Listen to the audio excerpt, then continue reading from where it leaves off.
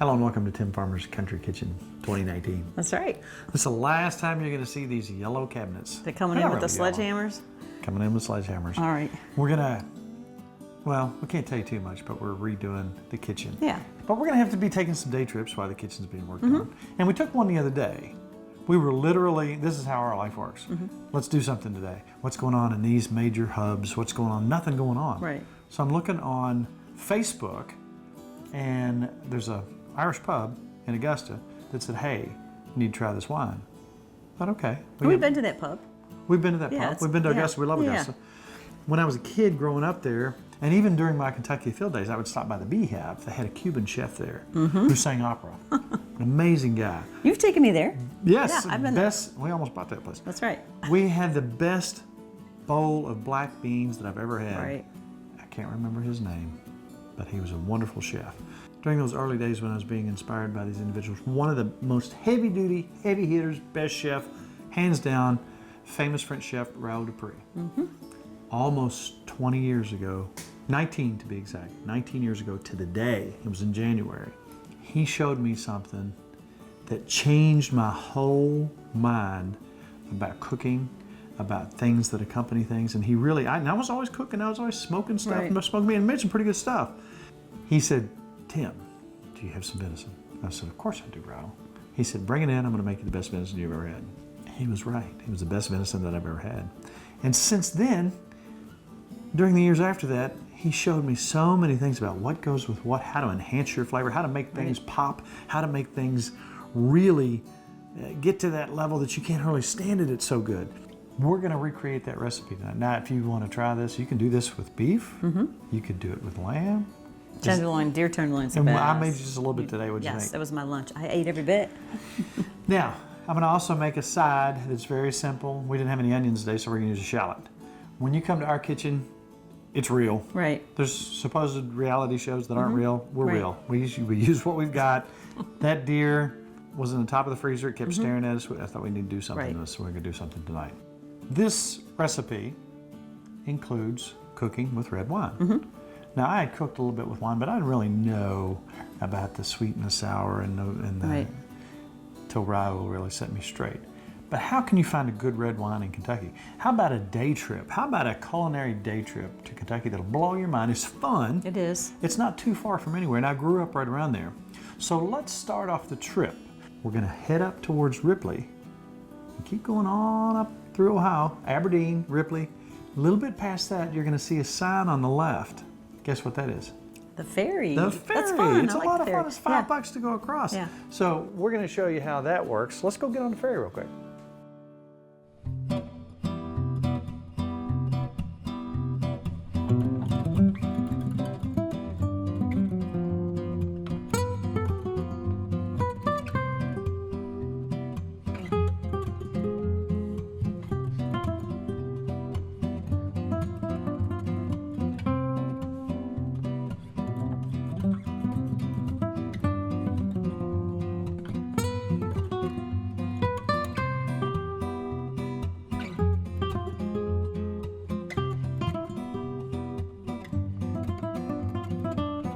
So once we got to the other side, we found our new friend who saved this wonderful piece of history from destruction. They were getting ready to widen the road and destroy this wonderful place where they made all this wonderful wine.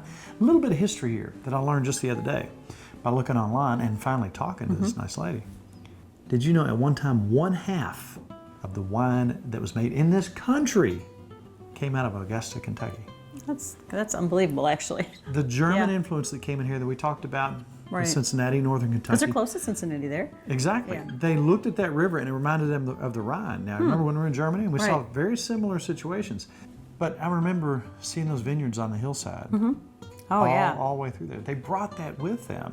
Next thing you know, they're in Augusta and folks are, and in this area, this fella, Baker, started making this wonderful wine. So we decided to go up and visit and see what kind of wine they had.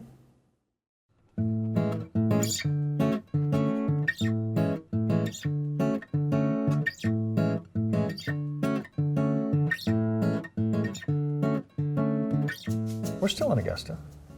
Yes. Dinah Bird. You know what? I started looking up online. I was actually on Facebook, and I saw something about the Augusta, the pub down there, and they mentioned your wine. I thought, okay, I'm gonna try this out. So we snuck down here, went in your tasting facility, and I had 2 of your cabs, and I went home with 2 bottles. Well, thank you. Oh, yeah. I appreciate that. You know what? You helped me keep the roof on the place. Let me tell you what, that's good wine. That's good Kentucky wine. Those are Kentucky grapes. But first, before we go bragging on your wine and all that, where are we? This is this huge wine cellar. I got to looking at your history. Well, I appreciate you reading about the history of the place because we are standing in the oldest, largest wine cellar in America. It was built in the 1850s by Germans that lived out in Cincinnati and moved out to become farmers. And it is the only winery that has survived a Civil War battle. It's on the National Registry of Historic Places, and we have 70 acres of the original vineyard land, and the vineyard land is on its own National Registry of Historic Places because it serves a link between Thomas Jefferson planting grapes in Virginia in 1800, and then Napa didn't happen until 1860. So what was happening of wine in that 60-year period of time, it was places like here. I studied at UC Davis in California, viticulture, and a lot of my California friends can't believe the oldest winery, commercial winery, with its original land is in Kentucky. And you have it. If you really read history, the father of American viticulture was a man from Cincinnati, Nicholas Longworth. And between this area and Cincinnati, there was almost 3,000 acres of grapes at one point because of the Germans, and it was very much like the Rhineland in Germany. So that in the 1860s, 70s, Cincinnati would have been known globally for wine, not beer. So today we think of Cincinnati and it has some of the, is one of the cities that has the most breweries, but it's actually wine that put Cincinnati on the map. At one point, how much in a year's time would go out of here? Well, records do show that half the wine consumed in America at one point in time came out of Augusta, Kentucky. Now this was the largest wine cellar, but there were other wine cellars in this area and maybe some across the river also. This is the only one that survived. The weather's gonna start to get nicer. People are starting to want to get out. Real quick, tell folks how they get here, tell the various ways they can get a hold of you. It's 4465 Augusta Chatham Road, but in Augusta, Kentucky, but don't use GPS because it'll take you to a cow pasture. They renamed the road, so it'll give you a very unique experience. They can ask anybody up or down the road. Right. You'll see signs out here too. Right, right. So what are your hours? We're open every Saturday and Sunday from 1 to 5 throughout the entire year. If it snows more than an inch or two, we do close for that. And you can check us out on the website www.bakerbirdwinery.com. We had a wonderful venison recipe. Oh, I can't wait. And I even used some of it in that. Awesome. But the rest of the bottle was gone. Gremlins, wine gremlins, I'm pretty sure. Well, they're pretty wicked, you know, especially when it comes to bourbon barrel aged wine too. They know. I'm so glad that you saved this place. This is beautiful. We're gonna take a little tour around if you don't mind. Oh, we'd be delighted. And I'm so glad you're here today. Thank you very much, here. and your team. Thank you.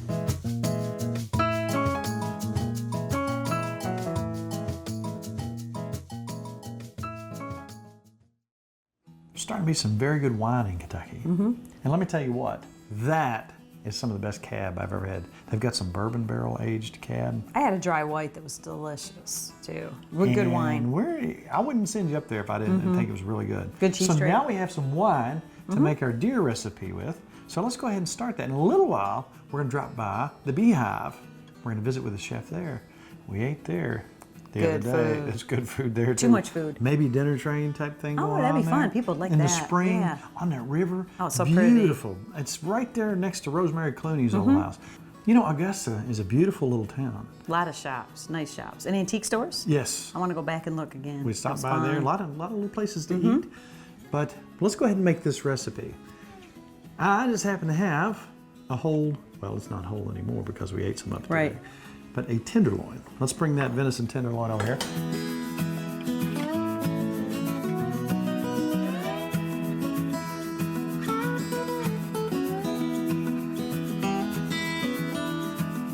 So here we have a half of loin. That's a pretty good size one. Right. Big buck I killed this year. Everybody says, oh, the bucks are strong. Not if you process them right. Look at that meat. It looks It's amazing. beautiful. Yeah. Now you can tell it's very lean. There's no fat on it. Now what I remember, Raoul used butter. It's the best. So you think about when you're cooking this up, you can't burn your butter, but you got to have a hot skillet. So automatically, you know, there's a kind of a, I remember watching him very carefully turn that over and look at it. I had never seen anybody so intense when they were cooking as Raoul. Very, very attention to detail. So I remember he got the skillet hot enough to where the butter wasn't burning, but he could get a good brown on his meat. This is the recipe right here that affected me more than any other recipe in my life. Because I've been eating some old strong venison. Probably wasn't processed right. I learned how to process it myself later. I remember he salted that a little bit. I don't think he put any pepper on it. I think it was just straight salt. Now you see how it's already brown around the side? We know we got some heat on there. But what he wanted to do was get this done quickly. And then he set it aside. Then he very quickly made his red wine reduction.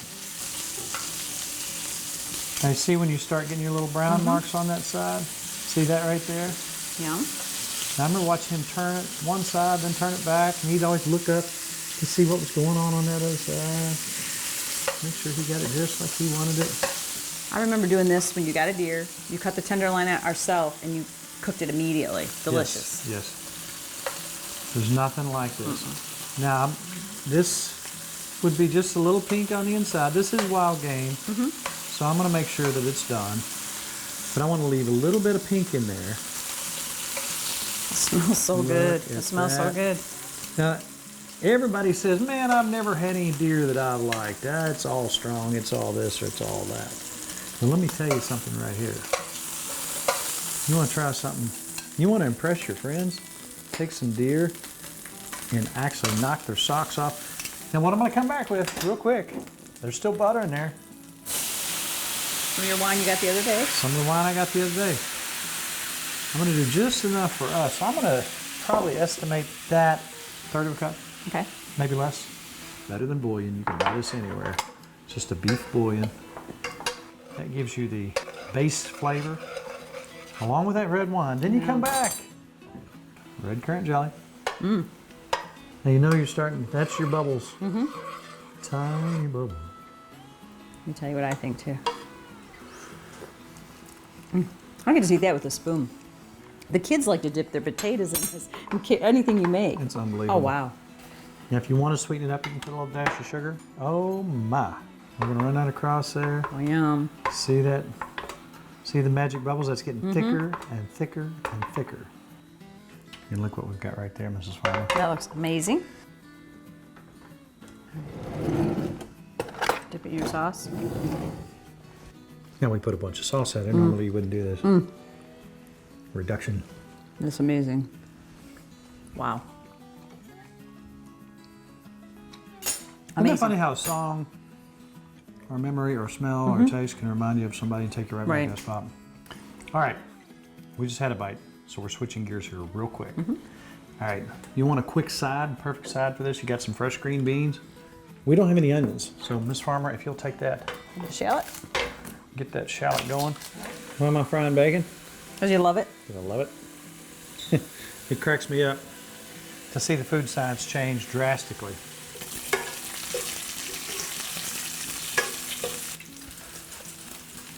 All right, now this bacon is not completely done, but I'll find another use for it. I just needed some grease out of it, and I'm borrowing from that bacon. Now, next thing we're gonna do, Nikki, if you will, and that little bit of bacon grease there, let's go ahead and dump our shallots.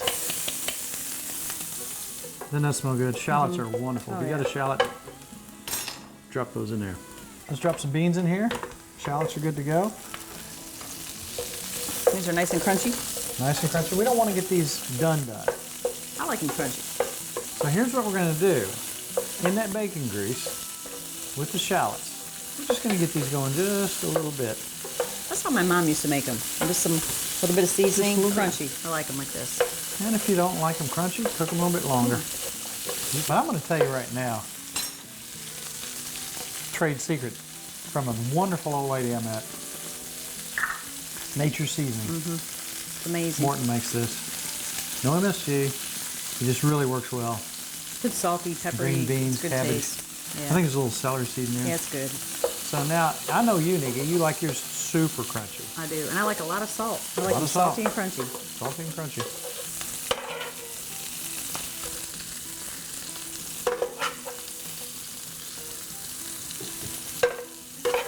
Couple more, Mrs. Farmer. Looks good. How about you dip me up some potatoes? Some potatoes?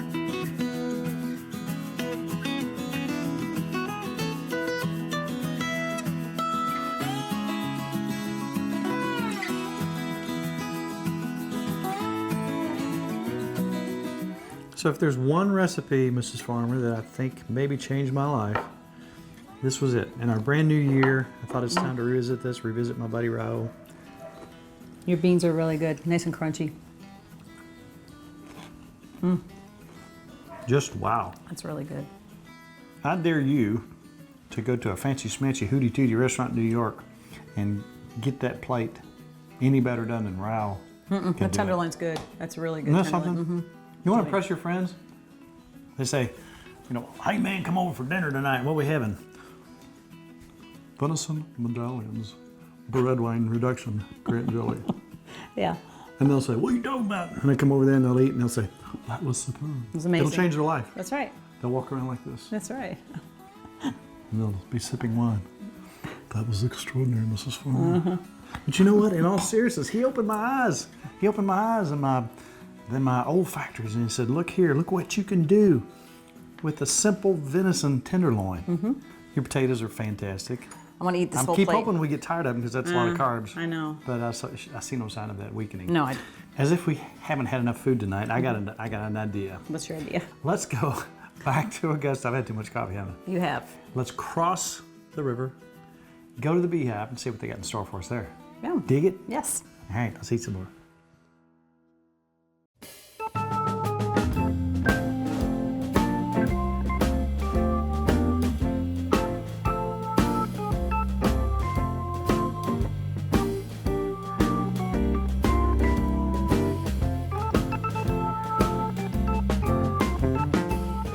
We're with Devin on a first name basis That's in right. Augusta. We ate here the other night, so I can vouch for it. Fantastic. I got the steak, but you brought in some salmon. The salmon was Yeah. delicious. The wings were absolutely they weren't your average wing. No. What, they come off an American Eagle? Pterodactyl. That's Pterodactyl, what I thought. They were yeah. huge. But everything we had here was wonderful. You know, I grew up in Maysville, huge amount of history in this area. But to have a really fine dining facility right here on this beautiful river is kind of cool.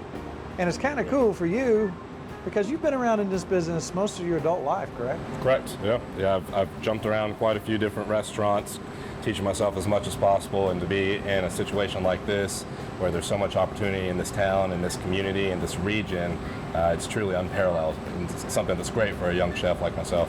And a lot of the stuff you see here is local. The pork's local. Pork is local. The gooseberry jellies and chutney is jams, local. everything. Yep. Where's the chutney from? So the gooseberry chutney is actually from Turtleback Ridge, Gotcha. and the pork chop is from Diamond Bee Farms. Both of them within about 10-15 minutes of where we're standing right now. Okay, now, pork chop, I'm looking at. And this Sure. is one of your most popular dishes here. It is top 3 seller. Now I'm going to shut my mouth and I'm going to watch you and kind of explain what we're going to do here. Sure. This is a simple recipe, but It delicious. is. It is simple. It's all about the flavor profile and really making sure that you're balancing your sweet and your savory and your umami and all of those different flavors together in one. So on this dish, it is a gooseberry chutney and bourbon glazed pork chop.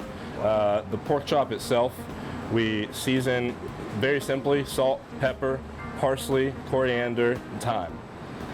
So what we're going to do pretty much, we're going to grill this up. We're also going to be pairing it with some parsley roasted red potatoes and a little bit of buttered broccoli with salt and pepper. So I guess we can, if you're ready, we'll I'm go ahead ready. and start this up. Okay, cool. I'm going to back Now off. you can't spoil your appetite because you have to get this for dinner. Oh, yeah. All right.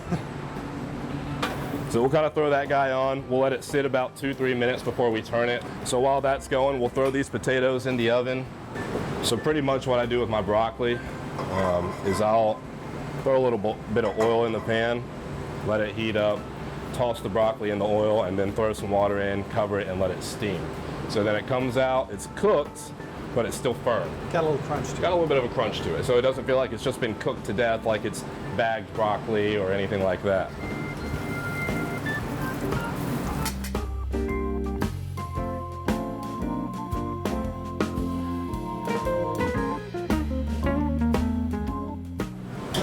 All right, so we're gonna go ahead and pull these guys out, put a little bit of oil on there so that they get a little bit of crisp, but they still stay soft on the inside. And we kind of pile this guy on top.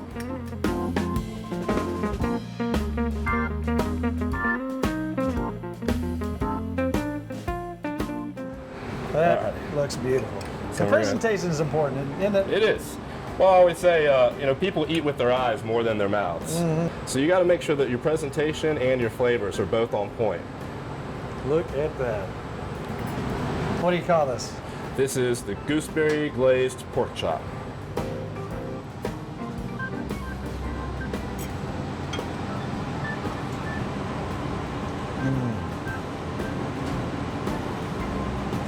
Beautiful.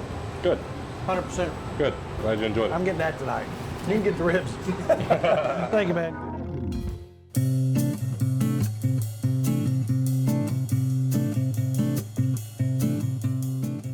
So at the Beehive, we've had a long, grueling day of Yes, we shooting have. video. It's rough. So I came into John, I said, okay, we're at the Beehive. We want a signature Beehive drink. John makes some good drinks because we had some the other night when we were scouting this place out. She likes a gin drink. She really liked what you made. So if you will, tell us what that was and make her another one. All right, so what the name of it is, it's called the Purple Rain. So right here we got 1.5 ounces of an Empress gin, which is the pea blossom gin. And then right here on the gun we have tonic. Just kind of want to do 1.5 ounces of that, give it a little color. We just garnish it with a grapefruit twist. Just kind of twist it on there, just like that, throw it in, Yeah, and that's it. Well, I had some of that. I'm not a big gin fan, she is, but that was good. Okay, I'm So glad what you are like you that. gonna make for me? Well, I got a blood orange paloma is what we call it. You got 1.5 ounces of that, silver tequila. 1.5 ounces. And then we have a Salerno blood orange liqueur. And then we have our blood orange sour mix, which is made fresh daily. So it's a blood orange puree mixed with lemon, lime, and simple syrup. And then you just shake that up here. Can you throw it up over your head and catch it on your back? I mean, I can if you want me to. No. We can even get some fire going if you like. No fire, no fire. No fire? All right. Now you just pour in here. That's pretty. And then what these are smoked chili bitters. So it's gonna add a kind of a little kick to your drink for you.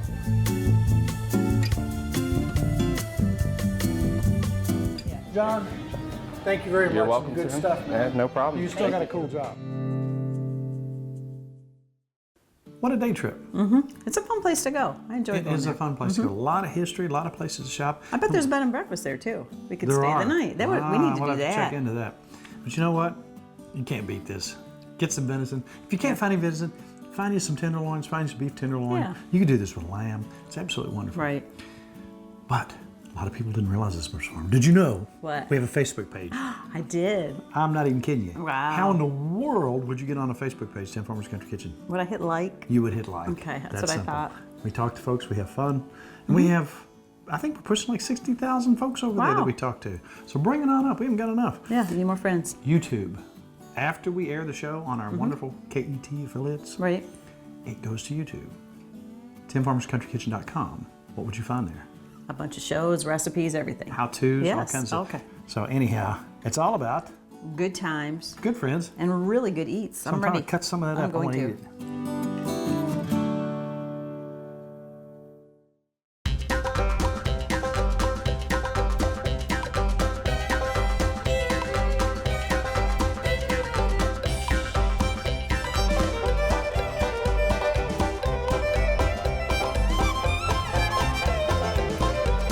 Special thanks to Elmwood Stock Farm, Kentucky State Parks, Lodge Cast Iron, Riverbed Builders, Waterscapes,